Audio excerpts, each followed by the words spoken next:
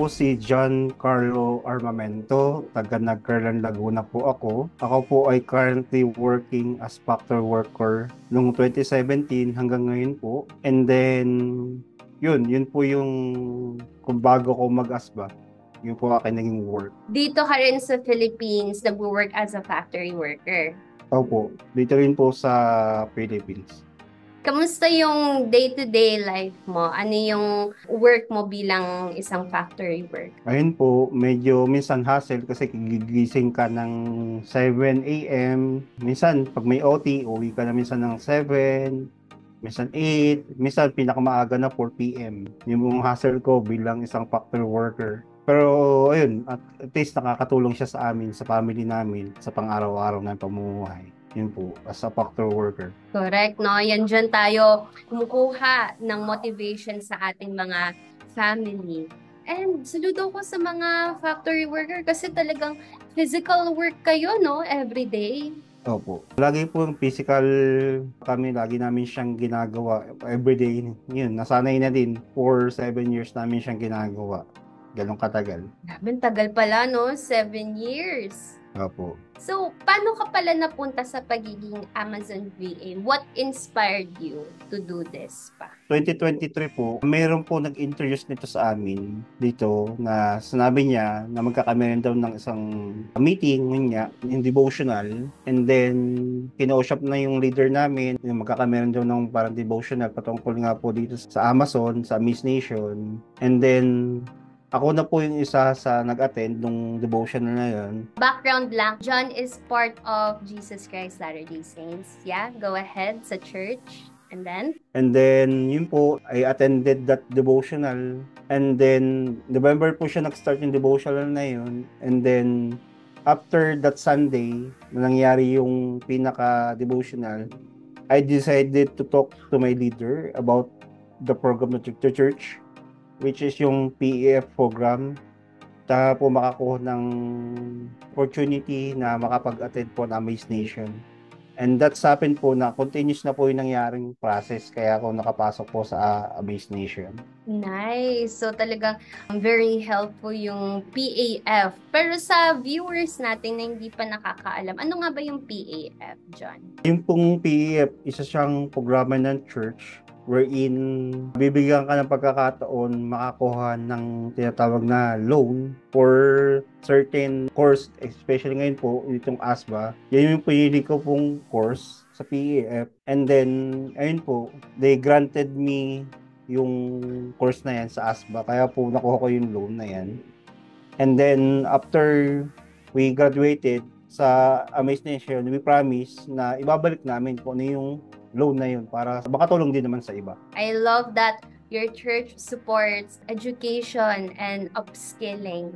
So, nung nakuha mo na yung pang-tuition fee mo through PAF, ano yung in-enroll mo? Elite or advanced? I enroll po sa Elite. Under po ako ni Coach Joyce. Coach Joyce! And kamusta yung first day mo sa kanila as elite student? Sobrang masaya po yung first day. Sobrang overwhelmed kasi madami kami doon, madami kaming mga pag-usapan, ayun. And then, ayun po, saya. Masaya talaga first experience, first day. Nice! Mukhang nag-enjoy ka. Pero sa modules, was there a time na na-overwhelm ka? Kasi syempre, panibagong learning na naman to. Opo, sobrang una sabi ko, yung module, ang daming kinakailangan pag-aralan, ang daming kinakailangan gawin. Pero yung coach naman namin na si Coach Joyce, hindi niya kami pinababayaan bawat module. Andun siya para i-guide kami, para magawa namin po yung module. As times go by po, ayun, unti-unti na namin siyang nakukuha yung module. Mula sa PR, product sourcing, product listing, and unti-unti na namin siya nakukuha dahil kay Coach. At ayun, nagpapasalamat nga ako kay Coach Joyce kasi hindi niya kami hinayaan na ma-down kahit sabi ko namin, especially sa product research, sobrang yun yung unang talagang challenge kasi maghahanap ka ng winning product sa assignment. Sobrang hirap na yung maghanap sa una. Pero sinabi niya ni Coach, mag-focus lang kayo, gawin niyo lang yung kung ano yung nasa criteria, hanapin niyo at makakahanap kayo. At ayun, nakahanap po ako dun sa product research. So, nakahanap ka ng winning product. Opo. Gaano mo siya katagal nakuha? Siguro hindi agad ako nakahanap ng winning product ko. Siguro mga ilang days ko siya nahanap. Pero yung nahanap ko yung winning product ko, nasabi ko sa sarili ko na worth it yung paghahanap. Hindi siya time wasted. Talaga pinaglaanan mo siya ng oras para mahanap siya. At sobrang tuwa ako kasi nagawa ko siya. Nahanap ko siya. Hindi ko unexpected, hindi ko siya magagawa. Nako, talagang very rewarding yung ganong feeling kasi maproseso din ang pagpa-product research and finally nakahanap ka. Ano yung next step? Di ba nagkaroon din kayo ng experience paano gumawa ng presentation? Share mo naman sa amin yun. Yung sa presentation ko po ay challenging kasi hindi talaga ako creative na tao, hindi ako marunong talaga. Pero nandiyan yung tulong ng mga tools, kagaya ng mga AI to help you na magawa mo yung assignment. Basta yung sa presentation, sundin mo lang kung ano yung sinabi ni coach sa'yo na gagawin mo. I-present mo to kay client. Palawanan mo sa kanya kung paano mag-product research, kung ano yung mga dapat niya malaman. At yun, nagawa ko po yung presentation ko na pinalawanan ko doon kung sino ako, kung napakilala ko bilang B, ako yung product researcher, na ayun yung niche ko na product research, ayun. Doon ko in-involve kung ano yung pwede kang i-offer kay client sa aking video. Kaya ayun po, nakagawa po ako. Nakagawa. And kitang-kita naman sa'yo, parang in-enjoy mo talaga yung process, no? May dapat merong halong fun para mas magaan yung mga ginagawa natin.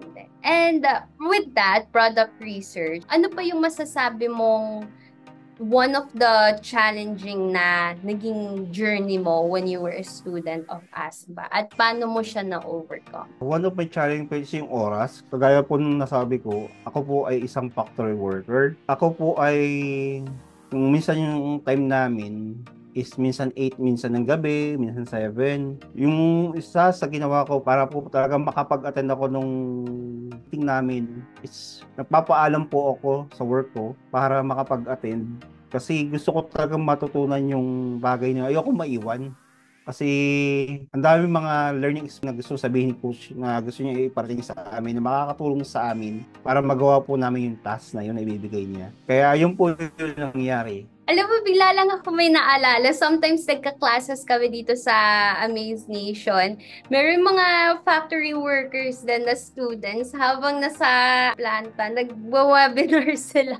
So, pag gusto talaga ginagawaan talaga ng paraan, no? And you allotting time sa pagsa-study ng modules, attend ng classes, talaga naman siya nag-pay off for you. Gaano katagal yung, or kailan ka nag-start maghanap ng client? After po ng graduation namin last January, na na-receive ko po yung aking certificate po from the ASBA. Nag-try po ako mag-apply January. Nagpasa ako ng 10 resume per day. Ginawa ko siya. Everyday po siyang ginawa. Hanggang February, March, nag-apply ako. Ayun, wala pa rin mga sagot, wala pa rin mga... Pero, ayun, nakaramdam din po ako ng discouragement time na yun kasi ayun, graduate, gusto na talaga makapaghanap ng work from home. Ito nga sa Amaze Nation, pero hindi siya nangyari. Pero yun po yung ginawa kong part ko. Nag-apply ako. And then, nag-try din ako, nag-stop po ako na mag-apply. Siguro mga ilang buwan. Kasi talagang discouragement din po yung naramdaman ko talaga. I really discouraged na. Tinanong ko po yung sarili ko. Kailan siya mangyayari yun na makakahanap ako ng client? And then, dumating po yung point na kinausap ako ng wife ko. Lagi niya ako tinatanong, mahal po kasi ang tawag namin. Ay, mahal, meron na ba? Meron na ba? Si mama, ganun din yung tanong sa akin. Anak, meron na ba? Sabi ko, wala pa po. Nalungkot din talaga ako nung sinasabi ko, wala pa. Lungkot na lungkot ako habang nakahiga ako sa kama. Umiiyak ako. Kasi sabi ko, ini-expect na meron na. Kasi nga, nag-training ako sa Amaze Nation. Gusto nila, meron na. Pero, isa lang po yung hindi ko sinabi sa sarili ko ng time na yun. Na sinabi ko sa susunod ng mga buwan, hindi na ako iiyak muli at magsasabi kay mama at sa asawa ko na wala pa. Dumating po yung time na August. Ito na yung magandang point. Dumating na yung August. Birth month ko pa. Isa lang po yung hiniling ko na this August na magkameron ako ng client. This August. Kasi birthday ko noong August 18. Isa sa hiniling ko po sa birthday ko na that month na magkameron ako ng client. At nung magkakatapusan na po ng August, may nag-message sa akin through LinkedIn na sinabi niya kung pwede daw niya ako makausap kasi meron siyang job posting. And then, ayun, sinabi niya na kailangan niya ng Amazon Product Research Specialist. And then, yun po, doon na po nagsimula yung conversation namin. At yun, hanggang na-interview niya po ako. Ayun po, ito na po yung bunga ng lahat ng pag-aantay ko, lahat ng sacrifices ko nagbunga. At nung September 1, dito po, ngayon lang, nag-start na po ako, nag-work na po ako as part-time as Amazon Product Research Specialist sa kanya. Prayers truly answer, no? Pag may desire tayo, nangalangin tayo kay God, ibibigay niya talaga at ang para sa atin at the right time. And you are truly an inspiration, John, to never give up on your dreams. Alam ko yung ganong pressure, no? Pag inaas tayo ng loved ones natin, meron na ba? Kamusta na ba? But ibibigay talaga yon at the right time. So I'd like to know, and the viewers would like also to know, and curious sila, yung background mo very different sa pagiging Amazon VA. Paano mo nabenta yung sarili mo as being an Amazon VA na malayo yung background mo? Kasi may mga iba nagtataka, pwede ba ako ganito background ko, ganito, ganyan. Paano mo ginawa yung sa'yo? Sa akin po, ginawa ko, especially during nakausap na ako ni client, sinabi ko sa kanya, graduate ako na ang Amaze Nation. Ayan yung binanggit ko sa kanya, pinindigan ko na ako ay graduate ng Amaze Nation. I take the training na para makatulong po sa inyo, para sa inyong business. At sinabi ko din sa kanya na, yun, may alam ako sa mga computers, ganyan. Sinabi ko sa kanya yan, nung times na interview niya ako. And then, doon po, nagsimula conversation ko sa kanya. Yun lang po yung ginawa ko, nagkatotoo lang ako sa kanya. Naging relax ako makipag-usap sa kanya. Sinagot ko po yung mga tanong niya. Yun lang yung po nakita ko kung bakit ko na-hit si client. Yun, nagpakatotoo po ako sa kanya. Hindi ako nagpakitang tao. Kasi yun naman yung gusto pong makita ni client sa iyo habang kinakausap ka niya, habang binebenta mo yung sarili mo sa kanya, is maging honest ka, na talaga maging honest ka, nasabihin mo sa kanya yung katotohanan. Kasi kapag sinabi yung truth sa kanya, nararamdaman niya yun, na totoo ka, na you are desire na mag-work sa kanya. Kaya po, I feel na nagawa ko yung part na yun. Kaya ko, yun, ngayon, nakuha ko si client na taga UK. Wow, UK. Tapos, yung time mo, ano yung schedule pala? Kasi curious yung mga nagpa-part-time, ano yung schedule na pinag-usapan nyo ni client? Yung schedule ko po ay flexible time po siya. I have 12 hours per week. Yung po napag-usapan namin ni client sa amin dalawa. Napag-usapan namin siya 12 hours per week kung gagawin yung work.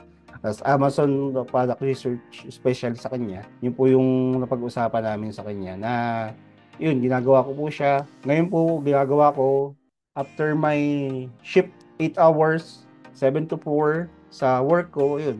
Nagpapaalam po ako ng 4 p.m. sa work ko. And then, pagdating ng 5 p.m., nag-i-start na po ako mag-work bilang Amazon Product Research Specialist. Yun po.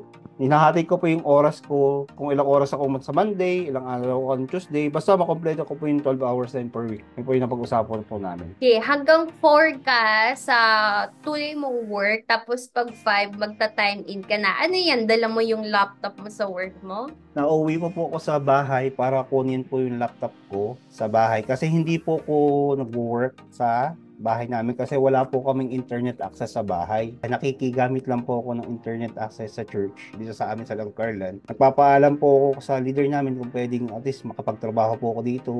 And then kapag ako po ay maganda na dahil diretso yung trabaho ko, yun, magpapakabit na po ako ng internet sa bahay. Doon na ako mag-work sa bahay. Super na-touch ako nung sinabi mo na minaximize mo yung pagkakaroon ng wifi doon sa work mo.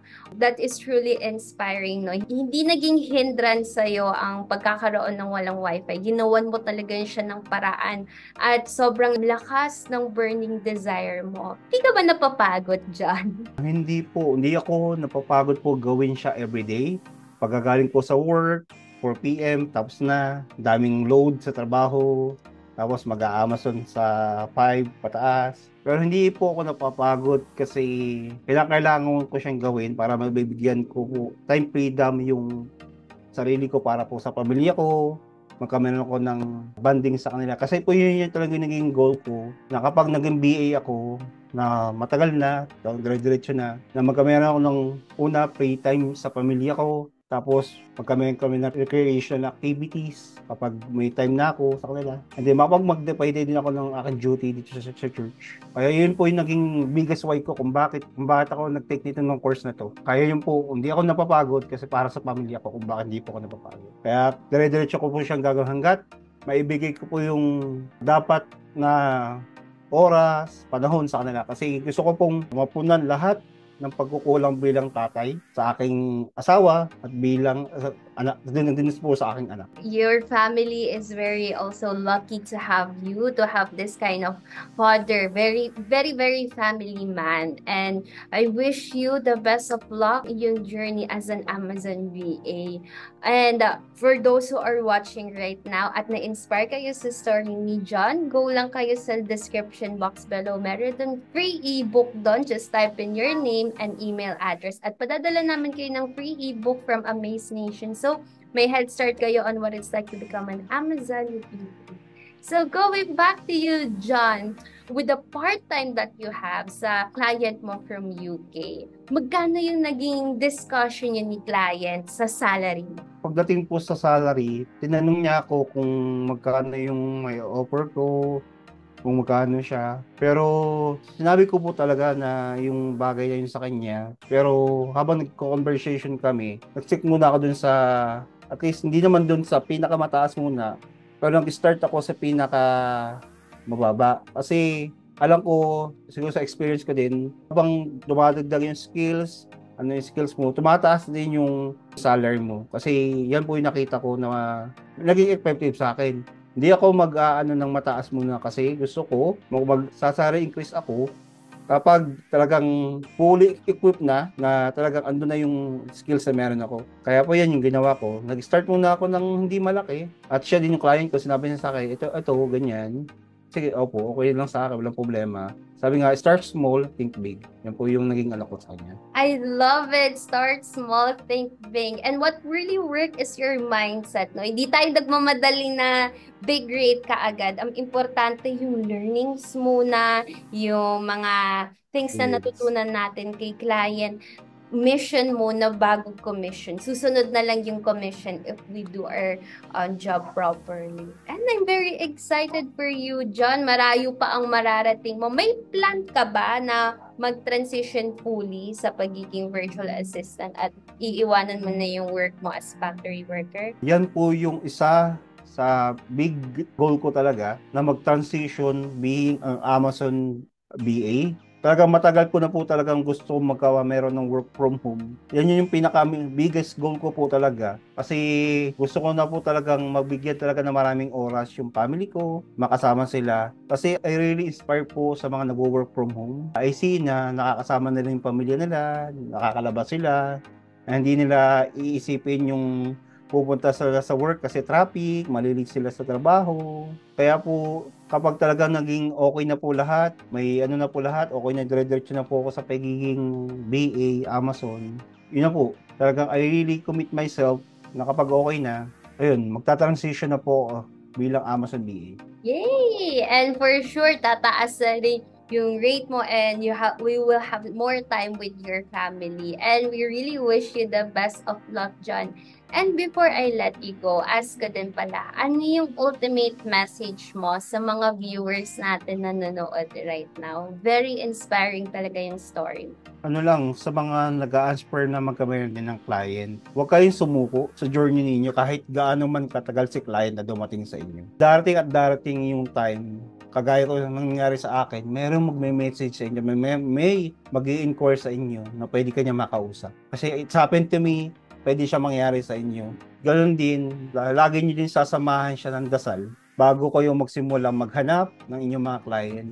Kasi yan yung ginawa ko sa akin. Kung bakit dumating siya sa akin yung time na yun. Last month lang, ginawa ko siya. Sinamahan ko siya ng dasal, sinamahan ko siya ng gawa, at ito na yung naging bunga. Ayun, nagpa-part-time na ako sa kanya bilang Amazon Product Research Specialist. Kaya tiwala lang sa sarili, huwag kayong palaging panghinaan. Alam ko dumadating sa point na kayo panghihinaan, pero wag na wag. Kasi tinuruan tayo sa Amaze Nation na tingnan natin palagi yung bigger picture na magkaka-client ako. Kaya yun yung lagi naging mindset ko din, na magkaka-client din ako, hindi man agad-agad darating si client, kundi darating siya.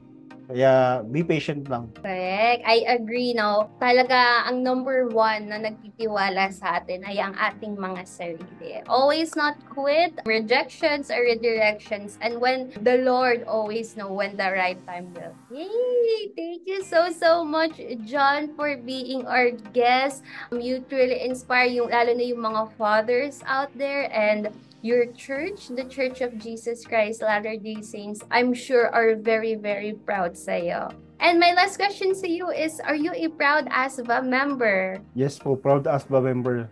At nagpapasalamat po ako, naging ASBA student ako at na-learn ko yung mga dapat kong malaman. Kasi kung wala si Amaze Nation, hindi ko siya ginab yung opportunity na ako ay mag-enroll at ma-coach ni Coach Joyce. Siguro wala po akong client ngayon. Hamak na factory worker pa rin ako, nangangarap na kailan kaya ako magkakamera ng ganung work. Pero yan po, I am proud to be ASBA student. Thank you so much for watching this video. If you want to know more about freelancing, follow us on our Facebook, TikTok, LinkedIn, and Instagram page. And if you have any inquiries, just contact the number on your screen.